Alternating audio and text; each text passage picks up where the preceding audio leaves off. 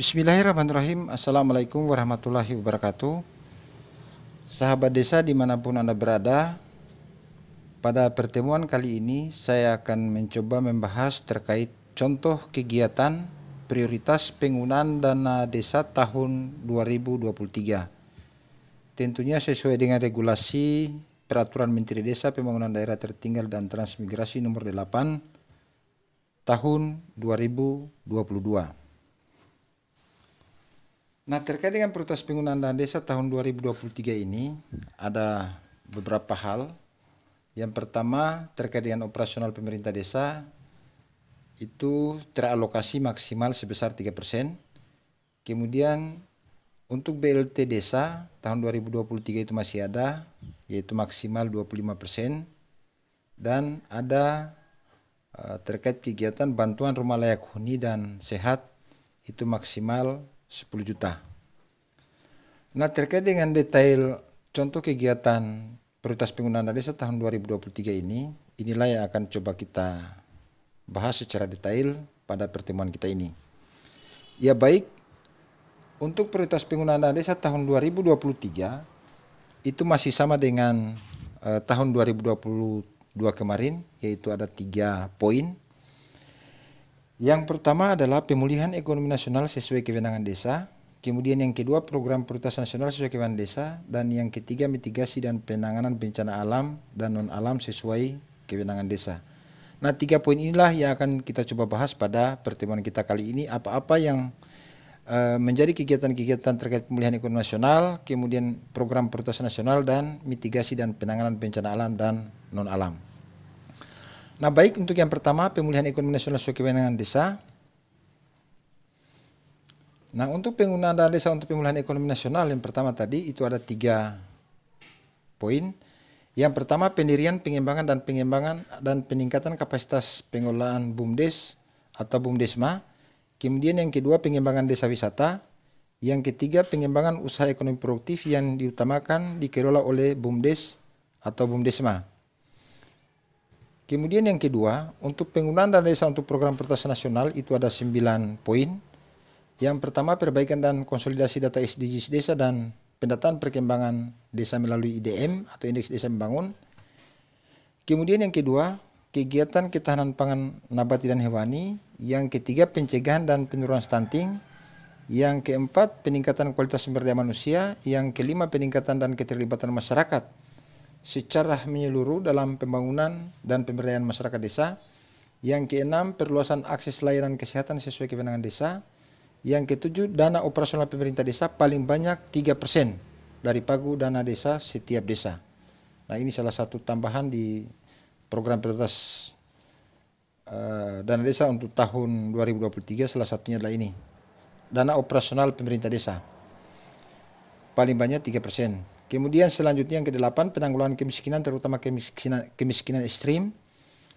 Dan yang terakhir atau ke-9, bantuan langsung tunai dana desa untuk mendukung percepatan penghapusan kemiskinan ekstrim. Jadi BLT pun tahun 2023 itu masih ada. Cuma alokasinya tadi adalah maksimal 25% dari pagu dana desa setiap desa. Nah, kemudian yang ketiga, penggunaan dana desa untuk mitigasi bencana alam dan non-alam itu ada 2 poin. Pertama, mitigasi dan penanganan bencana alam, dan yang kedua, mitigasi dan penanganan bencana non-alam. Nah, 3 poin inilah yang akan coba kita secara detail akan kita bahas. Yang pertama, terkait dengan pemulihan ekonomi nasional sesuai kewenangan desa. Itu tadi ada 3 poin. Pertama, penggunaan dana desa untuk pendirian, pengembangan dan peningkatan kapasitas pengelolaan BUMDes dan BUMDes bersama. Mencakup kegiatan-kegiatan pertama, pendirian BUMDes atau BUMDesma. Yang kedua, penyertaan modal BUMDes atau BUMDesma. Yang ketiga, pengembangan usaha dan atau unit usaha BUMDes atau BUMDesma yang difokuskan kepada pembentukan dan pengembangan produk unggulan desa dan atau produk unggulan kawasan pedesaan, antara lain itu ada 7 poin. Selanjutnya yang keempat, kegiatan lainnya untuk mewujudkan pendirian dan pengembangan peningkatan kapasitas pengelolaan BUMDes atau BUMDesma sesuai dengan kewenangan desa dan diputuskan dalam musyawarah desa. Prioritas penggunaan dana desa untuk pengembangan desa wisata itu ada 6. Yang pertama, pengadaan, pembangunan, pemanfaatan dan pemeliharaan sarana dan prasarana desa wisata seperti pergola, gazebo, pondok wisata atau homestay dan atau kios cenderamata. Yang kedua, promosi desa wisata diutamakan melalui gelar budaya dan berbasis digital. Yang ketiga, pelatihan pengelolaan desa wisata. 4, pengembangan investasi desa wisata. Yang kelima, pengembangan kerjasama antar desa wisata. 6, pengembangan desa wisata lainnya yang sesuai dengan kewenangan desa yang diputuskan dalam musyawarah desa. Selanjutnya, prioritas penggunaan dana desa untuk pengembangan usaha ekonomi produktif yang diutamakan di Kelola BUMDes atau BUMDesma mencakup ada 7 poin. Ya, pertama, bidang pertanian, perkebunan, peternakan, dan atau perikanan yang difokuskan pada pembentukan dan pengembangan produk unggulan desa dan atau perdesaan. Yang kedua, bidang jasa, usaha industri kecil dan atau industri rumahan yang difokuskan kepada pembentukan dan pengembangan produk unggulan desa atau pedesaan. Yang ketiga, bidang sarana dan prasarana pemasaran produk unggulan desa dan atau pedesaan. 4, pemanfaatan potensi wilayah hutan dan optimalisasi perhutanan sosial. 5, pengelolaan hutan yang menjadi sumber tanah objek reforma agraria untuk program kesejahteraan masyarakat. 6, pemanfaatan teknologi tepat guna yang ramah lingkungan dan berkelanjutan. Dan yang terakhir, kegiatan lainnya yang untuk mewujudkan pengembangan usaha ekonomi produktif yang diutamakan dikelola oleh BUMDes atau BUMDesma sesuai dengan kewenangan desa dan diputuskan dalam musyawarah desa. Nah, kemudian yang kedua, program prioritas nasional sesuai dengan kewenangan desa itu tadi ada 9 poin. Yang pertama, poin pertama adalah program prioritas penggunaan dana desa untuk perbaikan dan konsolidasi data SDGs desa dalam pendataan perkembangan desa melalui Indeks Desa Membangun atau IDM.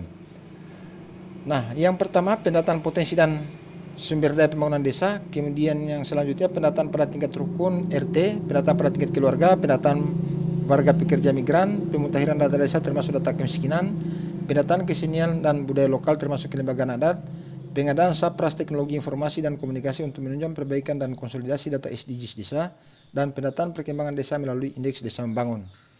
Selanjutnya pendataan desa lainnya yang sesuai dengan kewenangan desa dan diputuskan dalam musyawarah desa. Nah, selanjutnya program prioritas penggunaan dana desa untuk kegiatan ketahanan pangan nabati dan hewani.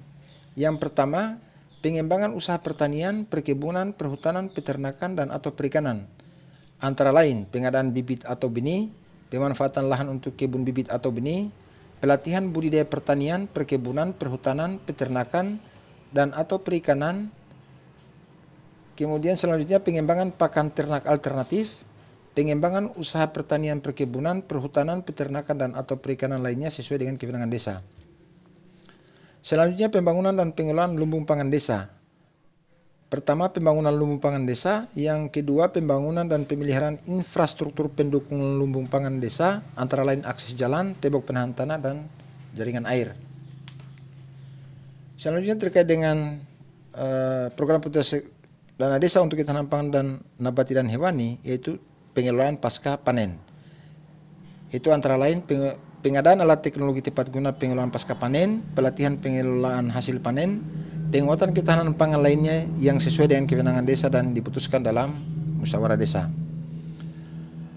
Nah, selanjutnya program prioritas penggunaan dana desa untuk pencegahan dan penurunan stunting, itu antara lain pelatihan kesehatan ibu dan anak, penyuluhan dan konseling gizi, ASI eksklusif dan makanan pendamping air susu ibu, pendidikan, pengasuhan anak, kegiatan pencegahan dan penurunan stunting lainnya sesuai dengan kewenangan desa dan diputuskan dalam musyawarah desa, penyediaan air bersih dan sanitasi, peningkatan kapasitas bagi KPM, Kader Posyandu, dan pendidikan anak usia dini.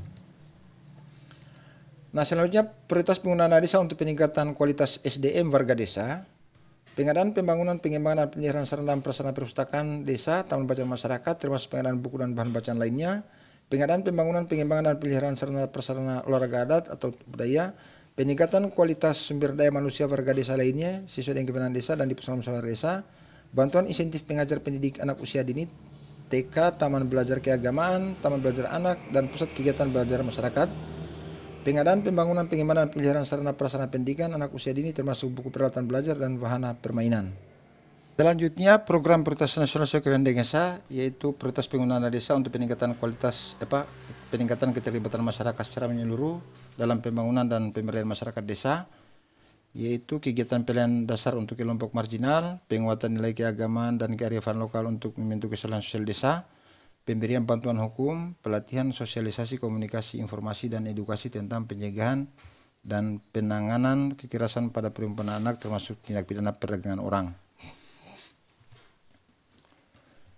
Prioritas penggunaan dana desa untuk optimalisasi pelaksanaan program jaminan kesehatan nasional, yaitu ada 3. Pertama, sosialisasi dan promosi kebijakan pelaksanaan program jaminan kesehatan nasional melalui komunikasi, informasi, dan edukasi. Yang kedua, advokasi pelaksanaan program jaminan kesehatan nasional. Ketiga, kegiatan optimalisasi pelaksanaan program jaminan kesehatan nasional lainnya yang sesuai dengan kewenangan desa dan diputuskan dalam musyawarah desa. Prioritas penggunaan dana desa untuk penanggulangan penyakit menular dan penyakit lainnya, yaitu ada 4 poin: kampanye dan promosi perilaku hidup bersih dan sehat dan konsumsi gizi seimbang, pencegahan penyakit seperti diare, penyakit menular lainnya, pemberian bantuan makanan tambahan bagi pasien penyakit menular, kegiatan penanggulangan penyakit menular dan penyakit lainnya sesuai dengan kewenangan desa dan diputuskan dalam musyawarah desa. Prioritas penggunaan dana desa untuk pencegahan dan pemberantasan penyalahgunaan dan peredaran gelap narkotika dan prekursor narkotika, yaitu ada 5 poin. Pertama, penyuluhan dan sosialisasi atau seminar tentang bahaya narkoba, penyebaran informasi untuk pencegahan penyalahgunaan narkotika melalui pencetakan banner, spanduk, baliho, poster atau brosur atau leaflet, olahraga dan aktivitas sehat untuk pencegahan penyalahgunaan narkotika, pagelaran festival seni, kegiatan lainnya sesuai dengan kewenangan desa dan diputuskan dalam musyawarah desa. Prioritas penggunaan dana desa untuk pengembangan pelayanan kesehatan sesuai kewenangan desa, yaitu pengadaan, pembangunan, pengembangan, dan pemeliharaan prasarana pondok bersalin desa, pondok kesehatan desa, pos pelayanan terpadu, dan pos pembinaan terpadu, bantuan operasional untuk akses layanan dokter, perawat, dan bidan, dan tenaga medis lainnya bagi desa yang belum memiliki akses layanan kesehatan, insentif untuk kader kesehatan masyarakat, dan kegiatan perluasan akses layanan kesehatan lainnya yang sesuai dengan kewenangan desa dan diputuskan dalam musyawarah desa. Nah, prioritas penggunaan dana desa untuk operasional pemerintahan desa yang 3% tadi, itu kegiatan-kegiatannya ada 3, yaitu biaya koordinasi, biaya penanggulangan kerawanan sosial masyarakat, biaya kegiatan khusus lainnya. Nah, biaya koordinasi ini yaitu dapat digunakan untuk membiayai kegiatan koordinasi yang dilakukan bersama dengan pemerintah daerah, pemerintah desa lain, masyarakat dan atau kelompok masyarakat dalam rangka membangun keharmonisan hubungan koordinasi serta kegiatan lain yang mendukung pelaksanaan tugas pemerintah desa. Yang kedua, biaya penanggulangan kerawanan sosial masyarakat dapat digunakan untuk membiayai kegiatan dalam rangka pencegahan dan penanggulangan kerawanan sosial yang disebabkan karena kemiskinan, kesusahan, musibah, keterbatasan dana, konflik sosial, bencana yang menimpa warga masyarakat. Dan biaya kegiatan khusus lainnya dapat digunakan untuk membiayai kegiatan promosi, protokoler, pemberian untuk masyarakat yang berprestasi, kegiatan olahraga, sosial, seni, budaya, keagamaan, penguatan rasa kebangsaan dan kesatuan, dan pemberian apresiasi kepada orang dan atau masyarakat yang membantu tugas pemerintah desa. Nah, 3 hal inilah yang terkait dengan operasional pemerintah desa sebesar maksimal 3% dari dana desa. Nah, kemudian selanjutnya prioritas penggunaan dana desa untuk penanggulangan kemiskinan, terutama kemiskinan ekstrim, yaitu ada 5 poin. Penurunan beban pengeluaran antara lain pemberian bantuan sosial dan jaminan sosial bagi masyarakat miskin, usia lanjut dan difabel, peningkatan pendapatan antara lain pemberdayaan usaha mikro, penyediaan lapangan pekerjaan termasuk melalui padat karya tunai,